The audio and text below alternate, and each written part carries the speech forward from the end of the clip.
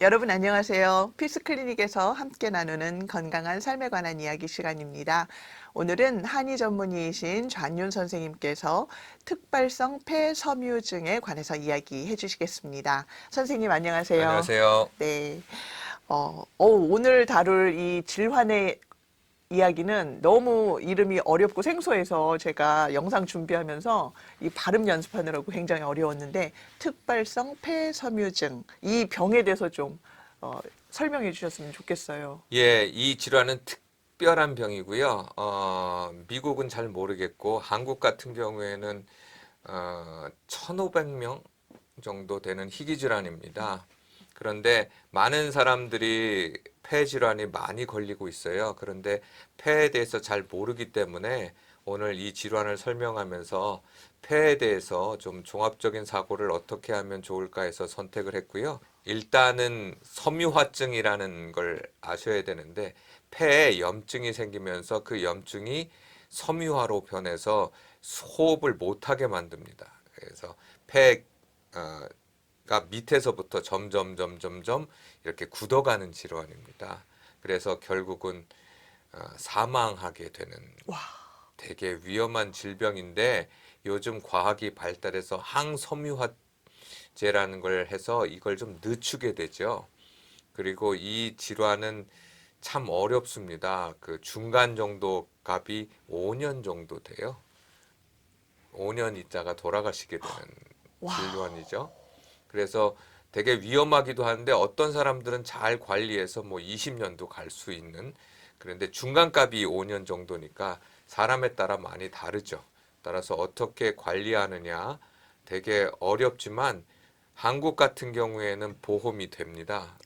그래서 10%만 내면 병원비의 10%만 내면 될 수 있는 질병이고 미국 같은 경우에는 제가 어떻게 되는지는 잘 모르겠습니다. 그런데 이 병을 알아야 되는 이유는 폐에 대한 이해가 굉장히 중요합니다. 예전에는 폐가 한 3위 정도 됐습니다. 폐암이 걸리면 죽게 되는. 그런데 이 질환을 고칠 수 있는 유일한 것은 폐이식이에요. 근데 폐를 이식해도 10년을 못 삽니다. 왜냐하면 폐가 재생되는 조직이 아니거든요. 그렇죠. 한번 태어나면 수리하면서 살아야 되는 조직인데 이 특발성 폐 섬유질환은 담배를 안 피워도 걸릴 수 있는 질환이에요. 많은 사람들이 흡연으로만 폐 질환이 걸린다고 생각하는데 주변에 보면 폐를 망가뜨릴 수 있는 원인들은 되게 많이 있습니다. 그 원인 중에 유명한 걸 들면 첫 번째가 역류성 식도염. 우리 몸은 그 목을 따라 나오는 관이 있잖아요. 네, 거기에는 하나는 폐로 가는 관이 있고 그렇죠. 하나는 식도로 가는 관이 있어요. 그것을 조정하는 게 후두개라고 하는 건데 이게 조금 잘못되면 우리가 갑자기 음식물이 기도로 들어가서 그렇죠. 기침을 하게 큰일 되죠. 나죠. 네. 그런데 이것이 들어가서 결국 염증을 일으키면 또 기관지에 문제도 생기고 폐에 염증이 생기기도 하고요. 또 하나는 여자분들 같은 경우에는 음식을 조리할 때 가스레인지를 틀면서 이렇게 콱 나오는 가스가 기도로 들어가서 또 염증을 일으키고요. 여러분이 잘 가는 그 주유소에 네. 이렇게 주유를 할 때 그걸 뺄 때 거기에서 가스가 이렇게 착 나오는 그래서 그것도 주유소에 근무하는 분들도 참 어려움을 겪을 수 있고요. 또 매니큐어 하시는 분들, 오, 미용하시는 분들 사용하는 파마약에서 나오는 가스를 오랜 기간 맡게 되면 또 폐질환에 걸릴 수 있는 분야도 되게 많이 있습니다. 아무튼 이 폐는요, 굉장히 중요한 조직인데 폐의 건강성을 알아볼 수 있는 한 가지 지표가 피부가 어떤가 하는 거예요. 그래서 피부가 촉촉한 사람은 폐도 촉촉해요.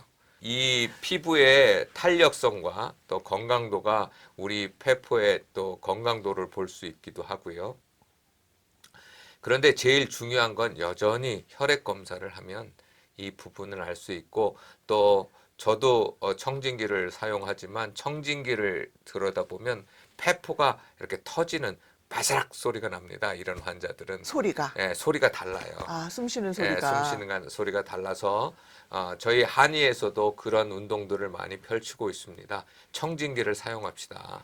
자꾸 맥만 잡고 문진만 할 게 아니라 청진기를 사용해서 청진기를 사용해야 되는 가장 큰 이유는 감기 환자가 폐렴으로 가는 걸 막을 수 있는 폐에 염증이 있으면 소리가 달라지거든요.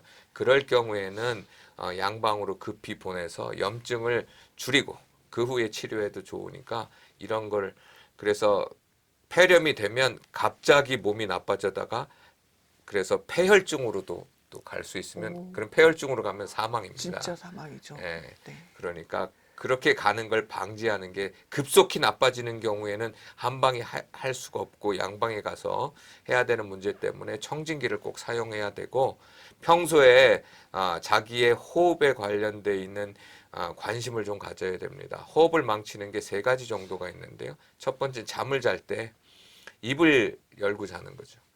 코 고는 거. 그렇죠. 입을 열거나 코를 골면 기도가 마르게 됩니다. 그렇죠. 근데 우리의 기도는 점막이라는 것으로 덮여 있기 때문에 항상 촉촉해 있어야 돼요. 근데 이게 바람이 왔다 갔다 거리면서 입을 열면 마르게 되고 이것이 결국 맑게 되면 거기에 세균이 일게 되고 그러면 자꾸 잔기침이 나오면서 기도가 망가지게 되면 후두개에 문제가 생겨서 결국 또 문제가 되고요. 두 번째는 역류성 식도염. 음식물이 글로 들어가거나 그 부위에 문제를 일으키면 폐렴으로 갈 확률이 되게 높고 폐에 문제가 되니까 꼭 이 문제에 대해서 역류성 식도염을 치료하는 습관이 들어야 되고 세 번째는 구강을 깨끗이 하는 게 중요합니다. 침이 잘 나오면 우리 기도는 건강할 확률이 높아요. 그런데 왜냐하면 침이 모든 세균을 많이 죽입니다.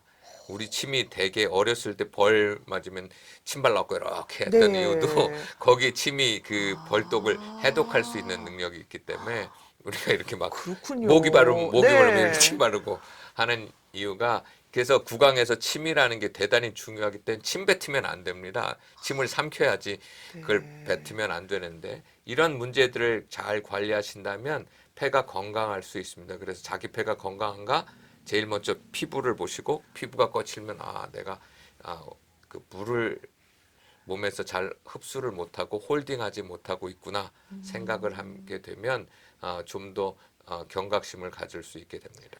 따라서 위험한 질병입니다. 네. 그래서 만약에 주변에 폐에 문제가 있다면 정기 검진을 하는 게 가장 중요하죠. 예. 선생님, 그 아까 혈액 검사가 굉장히 필요하다고 말씀하셨는데, 그냥 일반적인 혈액 검사를 통해서도 이 질환이 발견될 수가 있을까요? 이 질환 같은 경우는 되게 그 나이 든 분들이 걸리게 되거든요. 예. 그러니까 KL60인가라고 하는 특별한 그 인자도 있지만 보통 몸에 염증이 있으면 네. 그 우리 몸의 염증 수치를 나타낼 수 있는 CRP나 여러 가지 그 백혈구의 증상들이 나오거든요. 네. 먼저는 그거와 기침이 있는가, 아. 자주 기침이나 호흡곤란이 있는가를 통해서 한번 1차 스크린을 하고요. 그 다음에는 직접적으로 이제 폐 사진을 찍어보고 하는 것으로 나아가기 때문에 먼저 제일 중요한 건 몸의 염증성 질환을 갖고 있는가가 제일 문제겠죠. 뜬금없이 자꾸 기침을 한다든지 아니면 호흡곤란이 가끔 있다든지 하는 문제. 그리고 입이 자꾸 마른다든지 하는 그리고 주변에 유전적인 문제도 있거든요. 네. 30%는 유전적인 문제가 있기 때문에 이 문제에 대해서도 한 번쯤은 관련이 있다면 정기 검진을 받아서 전문의의 소견을 보고 초장에 잡으면 네. 가능성이 좀 있습니다. 네. 많이 줄일 수 있는데 네. 이게 대부분 발견되는 게 한참 많이 지나서 지나요. 왜냐하면 이 병인지 모르고 여러 병원을 돌거든요. 그렇죠. 예. 네. 그 선생님께서는 항상 저희 환자들을 교육하고 계시는 상황인데, 우리 이번에 이 주제를 통해서도 이 질환을 예방할 수 있는 방법, 그리고 환자 입장에서 어떻게 또 건강하게 이 부분을 잘 경영할 수 있는가 하는 부분을 좀 이야기해 주셨으면 좋겠어요. 예, 제가 그 환자에게 늘 교육하는 건 세 가지인데요. 첫 번째는 뇌입니다. 그러니까 쉽게 말하면 뇌가 호기심을 잃지 않으면 우리 뇌는 왕성하게 활동하거든요. 그럼 왕성하게 활동하면 우리 몸을 컨트롤 잘해요. 그렇기 때문에 유해한 환경에 갔을 때에도 민감하게 반응할 수 있습니다. 그런데 우리가 뇌신경이 우리 몸을 컨트롤하는 게 느슨해지면 얘가 지쳐서 자기 생각하는 것만큼도 몸을 컨트롤 못하게 되면 유해한 환경에 있는 사람이 그게 유해한 환경인지 모르게 됩니다. 근데 그걸 알 수 있는 건요. 저 같은 경우인데 제가 콜라를 되게 좋아합니다. 현재도요? 예? 현재도 옛날에 좋아하시는 많이 좋아하는데요. 옛날에 좋아하셨다고. 네. 화를 많이 먹었는데 지금은 한 병을 못 먹어요. 너무 달아서. 그러니까 뭐냐면 우리 몸이 활성화되면 나쁜 것에 대해서 되게 민감하게 반응해요.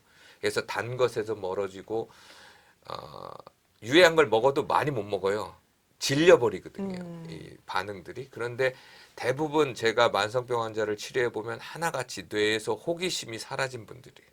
삶이 무덤덤해지고 범사에 감사는 없고 항상 기뻐하는 것도 없고 그냥 그날이 그날인 사람들. 특별히 기쁨이라는 게 사라집니다. 뇌가 죽으면 그냥 그날이 그날이에요. 그래서 뇌를 살리는 쪽으로 많이 교육을 하는데 처음엔 좀 따라오시더니 또 지쳤는지 되게. 그래서 첫 번째 교육이 뇌를 살리는 겁니다. 그래서 그 두 번째는 아까 이야기하는 것처럼 우리 몸의 호흡과 물이라고 하는 개념. 그래서 피부가 항상 촉촉해 있을 수 있도록 노력을 해야 돼요. 그러면 그게 뭐냐면 땀이 나와야 되는 거잖아요. 그렇죠. 지난번에 말씀해 예, 주신 그래서 것처럼. 땀 내는 거 하고 족욕을 하게 해서 몸의 온도를 높여야 되는 거. 몸이 차가워지면 피부가 마르게 돼요.